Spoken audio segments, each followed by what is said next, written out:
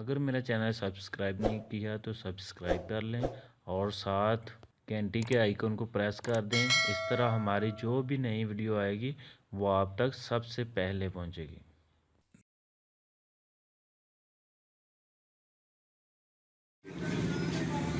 तो अभी हम पहले इसका थ्योरेटिकली इसको पढ़ लें, फिर हम प्रैक्टिकली इसको देखते हैं। जी स्टूडेंट, ये मेरी MS Word की फाइल आपको मैंने डिस्प्ले करवाई हुई है। आई होप कि आपको शो हो रही होगी, जिसमें आज के चैनल के हवाले से आज के टॉपिक्स के हवाले से मास्क एंड चैनल्स को हम डिस्कस करेंगे। सबसे पहले चैनल्स, ये हमने कोरेड्रा के अंदर भी डिटेल के साथ पढ़ा था कि कलर्स के हवाले से हमारे पास स्टैंडर्ड जो है उसमें कुछ मूड्स हैं, कुछ चैनल है जिनको हम अपनी ग्राफिक डिजाइनिंग के लिए यूज करते हैं। इसमें RGB कलर है, CMYK कलर है, स्पॉट कलर है। तो इस तरह के ग्रे स्केल वगैरह ये कलर्स और चैनल्स हैं कि जो के कलर्स के कॉम्बिनेशन से इनको बनाया जाता है और यूज किया जाता है। तो इसी वाले से यहाँ पे एडोब फोटोशॉप के अंदर भी ये चीजें मौजूद हैं और चैनल्स के नाम से इनको जाना जाता है। Just as different information in an image is stored on different layers, channels also let you access specific kind of information. Alpha channels store selection as grayscale images. Color information channels store information about each color in an image. For example, an RGB image automatically has red, green, blue and composite channels. ठीक है ना? तो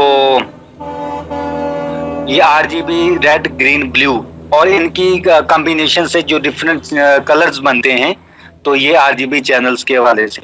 तो wide confusing channels and layers, think of channels as containing an image's color and selection information. Think of layers as containing painting and effects. You will use an alpha channel to create a shadow for the model. Then you will convert images to CMYK mode and use the black channel to add color highlights to the hair. ठीक है, तो ये channel हो गए। जैसा कि हमने previous chapter के अंदर कोरेड्रा के अंदर ये पढ़ा था कि प्रिंटिंग के लिए हम अमूमन CMYK चैनल को यूज करते हैं for designing, banner designing, graphic designing.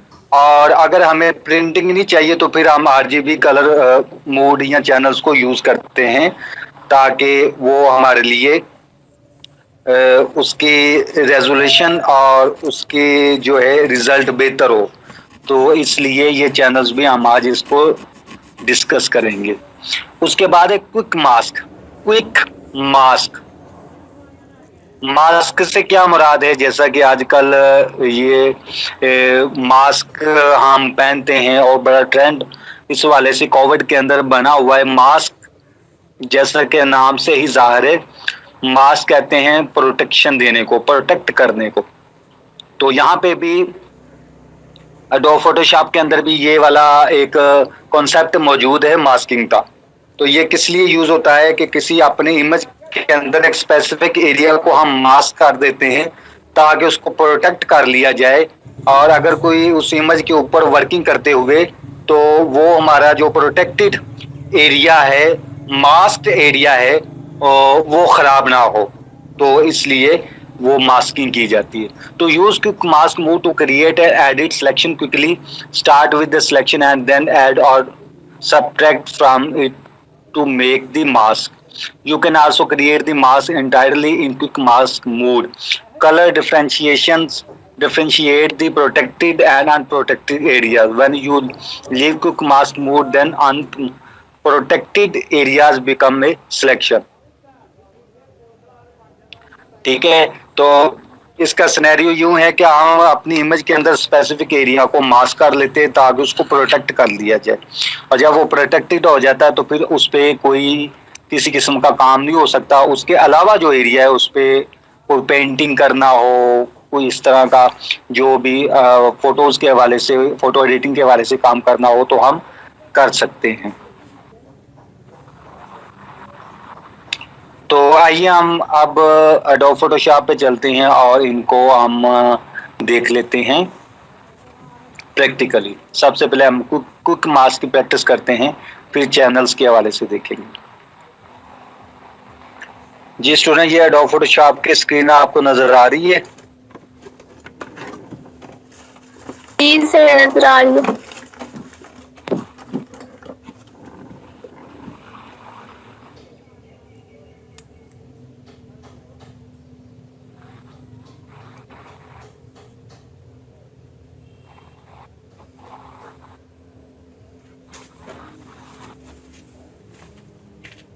Ji okay. अच्छा, अब हमने मास्किंग करनी है क्विक मास्क मोड के अंदर जाके, ताकि हम एक स्पेसिफिक एरिया को प्रोटेक्ट कर लें। और प्रोटेक्ट करने के बाद इसलिए कि ताकि हम उस एरिया के अलावा जो एरियाज हैं उस पर वर्किंग करें, और ये वाला एरिया जिसको हम प्रोटेक्ट करेंगे ये इस पे कोई किसी किस्म की खराश ना आए, यानी इस पे कोई काम ना हो सके।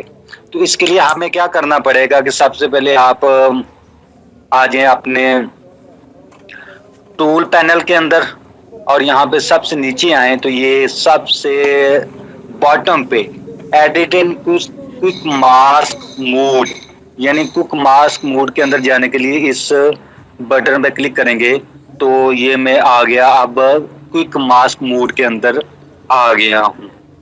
अब मैं क्या करना चाहता हूँ कि ये जो पर्सन है, इस पर्सन का जो इमेज है वो उसको मैं कर लेता हूँ प्रोटेक्टेड, ताकि ये मेरे पास प्रोटेक्टेड हो जाए और इस पे किसी किस्म की कोई भी कोई काम ना हो सके, ठीक है ना। इसके अलावा जितना एरिया उसके ऊपर जो जितना चाहूँ काम कर रहा हूँ। तो अभी मैं ये बटन पे क्लिक करके क्विक मास्क मोड में आ गया हूँ। अब मैं यहाँ से लेता हूँ जी, ये मैंने ब्रश टूल ले लिया। ब्रश टूल लेने के बाद जितना एरिया मैंने प्रोटेक्ट बनाना है उस एरिया के ऊपर मैं पेंटिंग करता हूँ ब्रश से। तो यहाँ से हम स्टार्ट करते हैं इसको पेंट करना।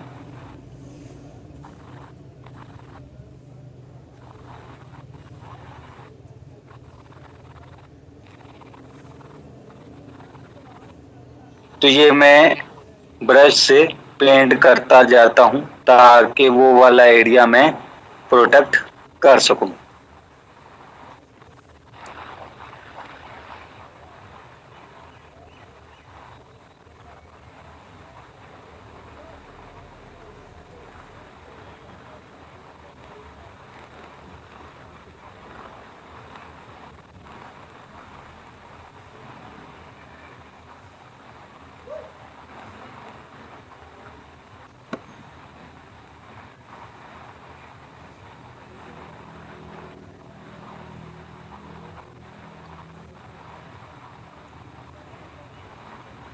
तो ये इस तरह से मैं इसको पेंट करता हूँ।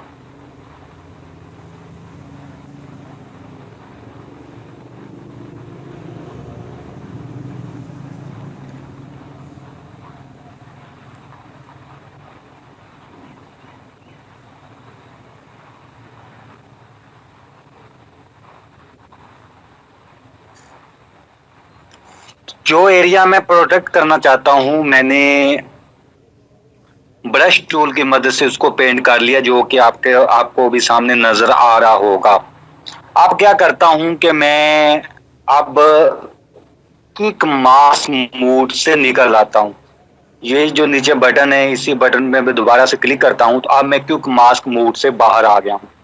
अब जैसे मैं क्विक मास्क मोड से बाहर आ गया हूं तो आप देखेंगे कि जहां पे मैंने पेंटिंग की थी वो एरिया छोड़ के बाकी एरिया के ऊपर सिलेक्शन हो गई है।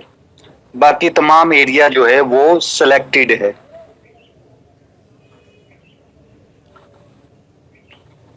यानी जिस एरिया पे मैंने क्विक मास्क मोड में जाके ब्रश टूल की मदद से पेंट किया था उतना एरिया जो है वो छोड़ के उसके अलावा बाकी सारा एरिया सिलेक्टेड है, ठीक है ना। तो तो अब जैसे अब मैं क्विक मास्क मोड से बाहर आ गया हूँ, अब जैसे मैं ब्रश ही को लेता हूँ, ब्रश को लेके यहाँ से इसका कलर मैं कर लेता हूँ चेंज, ये ब्रश का कलर चेंज कर लिया। अब मैं पेंट करता हूँ, तो जैसे जैसे मैं पेंट करता जाऊंगा तो आप देखेंगे कि जो मेरा प्रोटेक्टेड एरिया है जिसको मैंने प्रोटेक्ट किया हुआ था क्विक मास्क मोड में जाके और ब्रश से पेंट करते हुए, तो वो वाला एरिया के ऊपर अगर मैं ब्रश ड्रैग भी करूं तो फिर भी वो वाला एरिया जो है वो प्रोटेक्टेड ही है, उस पे किसी किस्म की कोई स्ट्रोक जो है वो नहीं हो रहा ब्रश का इम्प्लीमेंट, ठीक है ना। उसके अलावा जितना एरिया है वो सारे के सारे के ऊपर मैं जो चाहूँ काम कर सकता हूँ, पेंटिंग कर सकता हूँ वगैरह वगैरह, ठीक है ना।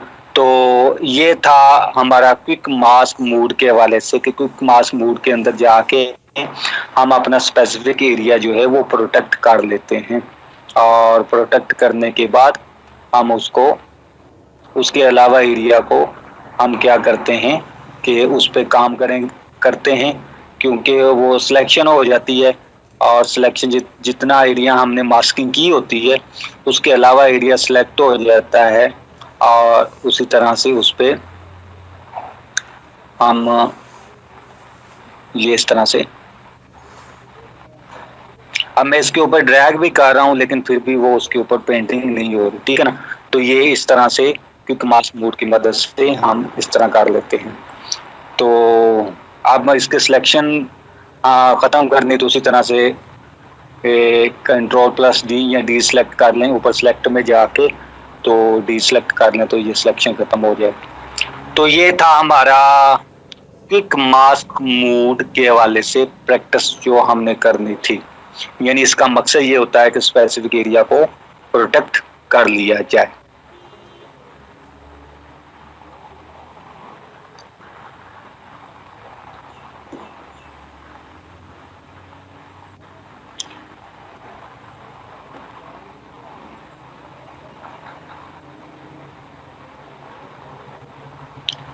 तो स्टूडेंट ये था क्विक मास्क मोड। नेक्स्ट हमारे पास है चैनल्स।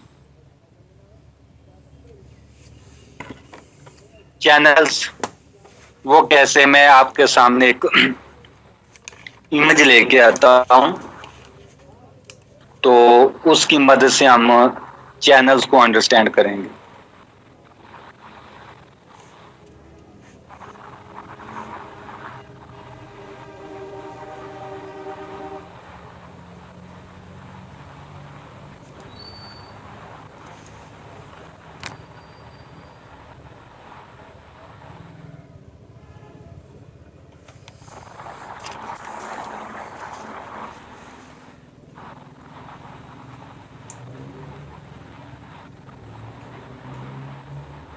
जैसे ये मैंने एक बड़ा कलरफुल बर्ड आपके सामने शो करवाया हुआ है, आपको नजर आ रहा होगा। तो इसके चैनल के हवाले से हम देखेंगे, हमारे पास यहाँ लेयर पैनल के साथ नेक्स्ट एक टैब है चैनल्स का। अगर उसमें हम चले जाएं तो चूंकि ये जो इमेज हमने लिया हुआ है ये RGB चैनल है तो इसलिए RGB चैनल ही दिखाया गया है। इसके अंदर 4 लेयर्स हैं। सबसे पहली RGB लेयर यानी इन तमाम के कॉम्बिनेशन, और उससे नीचे रेड वाली है, उससे नीचे ग्रीन वाली है, उससे नीचे ब्लू वाली है। अच्छा, इसमें एक चीज याद रखिएगा, ये जो RGB चैनल होता है इसमें कलर्स बहुत ज्यादा होते हैं और ये कलर लाइट के कलर होते हैं, लाइट्स, ठीक है ना। CMYK के जो होता है वो पेंटिंग के लिए कलर यूज होते हैं और वो लाइट के कलर नहीं होते, वो प्रिंटर के कलर होते हैं, ठीक है ना।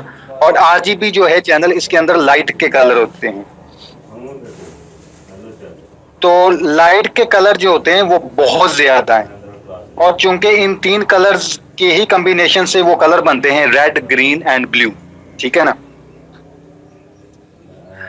अच्छा, अगर ये तीनों कलर मिल जाएं अपनी इक्वल वैल्यूज के अंदर, अपनी मैक्सिमम वैल्यू के अंदर, तो हमारे पास वाइट कलर बन जाता है। अगर ये तीनों कलर कंप्लीटली निकल जाए तो हमारे पास ब्लैक कलर आ जाता है, ठीक है। और इसी तरह से ये चैनल्स के अंदर रेड ग्रीन ब्लू का चैनल और ये रेड का चैनल, यानी यहाँ पे व्हाइट व्हाइट आपको नजर आ रहा ना, व्हाइट व्हाइट, ये एरिया शो कर रहा है कि यहाँ पे रेड कलर मौजूद है, ठीक है। जैसे मैं फिर दोबारा से RGB चैनल पे चलता जाता हूँ तो ये रेड जो है वो व्हाइट से बनेगा, ठीक है ना। तो यहाँ पे रेड इसके अपने चैनल के अंदर आ जाऊं तो यहाँ पे व्हाइट व्हाइट शो हो रहा है, यहाँ पे रेड कलर की प्रेजेंस मौजूद है, कम वैल्यू के अंदर हो या ज्यादा वैल्यू के अंदर हो, मौजूद होगी। नेक्स्ट अगर मैं ग्रीन पे चला जाऊं तो यहाँ पे व्हाइट है, वहां पे ग्रीन की प्रेजेंस मौजूद है कुछ ना कुछ। अगर मैं ब्लू पे चला जाऊं तो यहाँ पे व्हाइट है, वहां पे ब्लू की प्रेजेंस मौजूद है। जैसे ये आप इसकी हेड आप देख रहे हो इस बर्ड का, तो यहाँ पे आपको इट्स मीन यहाँ पे ब्लू कलर मौजूद है। जैसे मैं अभी RGB के चैनल के अंदर जाता हूँ तो ये ब्लू यहाँ पे नजर आ रहा है। अगर मैं ब्लू के चैनल पे जाऊंगा तो आप देखेंगे कि यहाँ पे ये व्हाइट है, तो इट्स मीन कि यहाँ पे ब्लू की प्रेजेंस मौजूद है। तो इस तरह से RGB चैनल बनता है, यानी इन तमाम तीनों कलर्स के कॉम्बिनेशन से, ठीक है ना। अगर ये इनकी जो वैल्यूज होती है ना, वो इसमें 256 हर कलर के वाले से होती है, यानी रेड के वाले से 0 से लेके 255 तक, तो ये 0 से 255 तक ये 256 पॉइंट्स बनते हैं, यानी इतनी वैल्यू, इतने कलर्स रेड के चैनल के अंदर होंगे।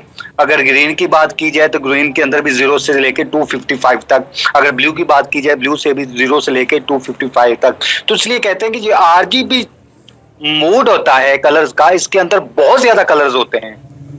वो कितने होते हैं कि अगर हम इनको मल्टीप्लाई करें, यानी रेड भी 0 से 255 तक, ग्रीन भी 0 से 255 तक, और ब्लू भी 0 से 255 तक।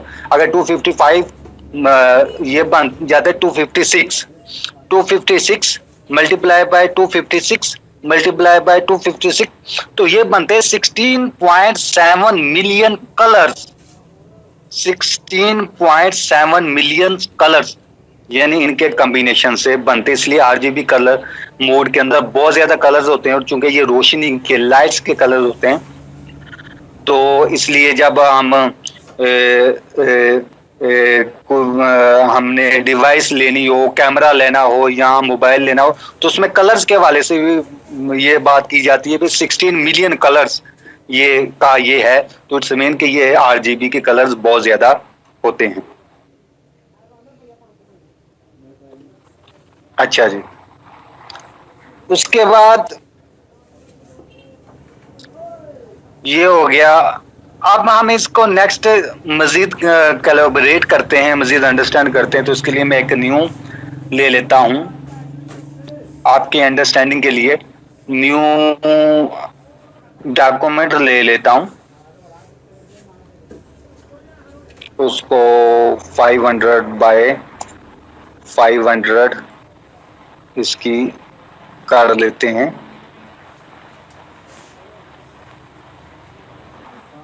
अच्छा जी, यानी हम RGB चैनल्स या दूसरा CMYK के चैनल को मजीद हम देखते हैं। ये मैंने एक नया डॉक्यूमेंट हम लेते हैं, विड्थ 500 और यहाँ पे कलर मोड हम RGB ही रखते हैं, ओके करते हैं, ठीक है। ये हमारे पास न्यू डॉक्यूमेंट आ गया। अच्छा, इसको हम कर लेते हैं टोटली ब्लैक।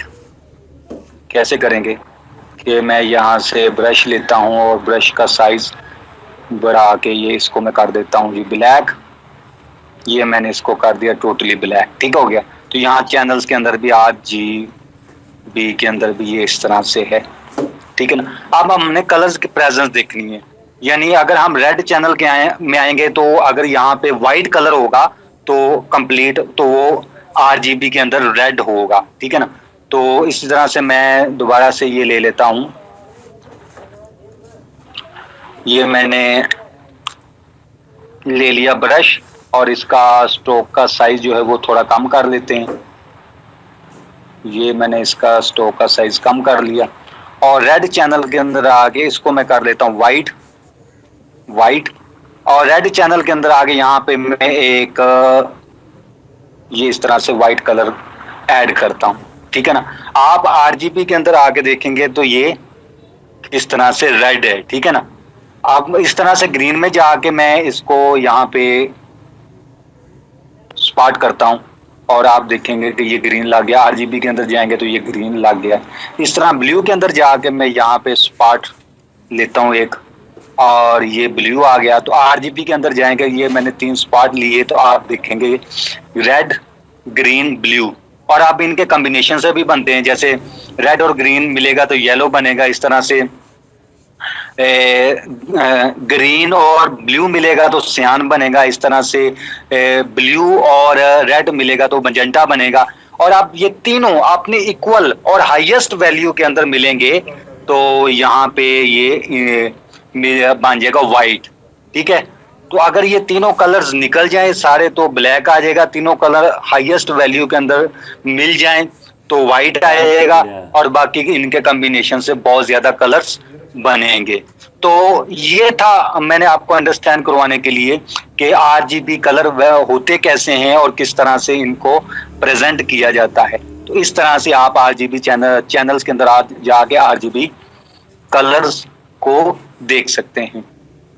अच्छा, इस तरह CMYK के हवाले से हम देख लें तो CMYK के हवाले से हमने पढ़ा था कि ये प्रिंटिंग के कलर होते हैं और इसमें कम कलर होते हैं आरजीबी से भी, ठीक है। तो उसमें भी हम इस तरह से कर लेते हैं कि न्यू डॉक्यूमेंट ले लेते हैं और इसका मूड हम कर लेते हैं CMYK।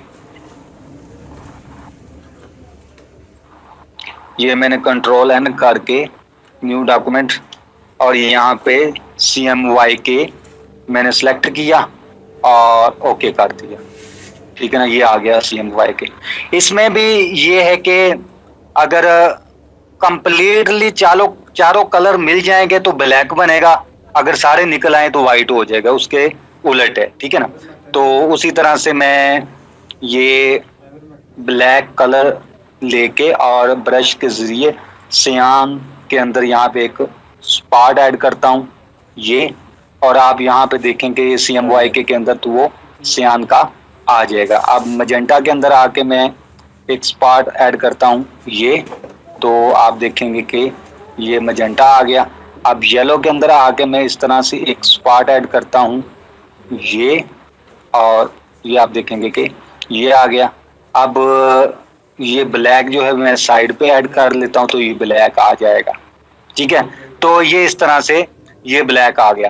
तो अब आप इनको देखोगे CMYK के अंदर जाएं तो उसी तरह से ये इनके कॉम्बिनेशन से कलर बन जाएं। अगर ये तमाम के तमाम कलर्स आपस में अपनी हाईएस्ट वैल्यूज के अंदर आ जाएं तो वो ब्लैक बनाएंगे, अगर ये तमाम के तमाम निकल आए तो वाइट बनाएंगे। बाकी ये अपने कॉम्बिनेशन से मजीद कलर बनाते जाएंगे।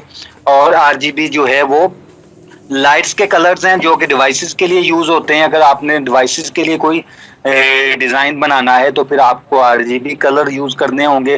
अगर आपको प्रिंटिंग के लिए बनाना है तो फिर आपको CMYK कलर को यूज करना होगा। तो ये मेरी आप डेमोन्स्ट्रेशन थी कलर्स चैनल्स के हवाले से, जिसको हमने पढ़ा और फिर इसको डेमोन्स्ट्रेट करवा के मैंने आपको दिखाया। और इस तरह से क्विक मास्क हमने देखा, तो आई होप कि आपको समझ आ गई होगी। जी स्टूडेंट्स, ओके जी,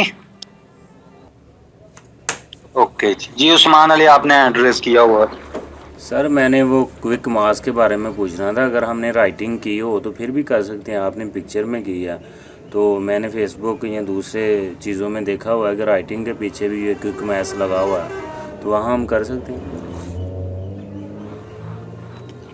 जी वहां पे भी कर सकते हैं, लेकिन मोस्टली हमें ये प्रोटेक्ट करना होता है जब हम फोटो एडिटिंग कर रहे होते हैं। ये बैनर्स वगैरह नहीं, फोटो एडिटिंग के जब हम पेंटिंग कर रहे होते हैं फोटोज के ऊपर, कोई मतलब इस तरह से मेकअप वगैरह कर रहे होते हैं, तो कुछ स्पेसिफिक एरिया को हमें मास्क बनाना होता है, प्रोटेक्ट करना होता है। तो उसके लिए ये फीचर जो है वो यूज किया जाता है। ठीक है सर। नौशीन मुजाहिद। मेरा खुद जी सर, मैंने पूछना था कि जैसा कि आपने ब्रश टूल लेके जो है वो उसको पेंट कर लिया, तो अगर हम उसको सिलेक्शन किसी और टूल से कर लें, जैसा कि पेन टूल से कर लें, तो फिर भी सेम वर्क होगा? जी, ये असल में आपको समझाना था CMY के और RGB कलर्स, ठीक है ना? तो ठीक, नहीं, ये सर, इसलिए ये मैंने तो ब्रश टूल की मदद से सर मैं मास्क वो की बात ब्रश, अच्छा ब्रश के जरिए करेंगे तो बेहतर रहेगा। पेन टूल के जरिए भी हो जाता है वैसे, लेकिन उसमें प्रॉब्लम आती है बात। जी सर, ठीक।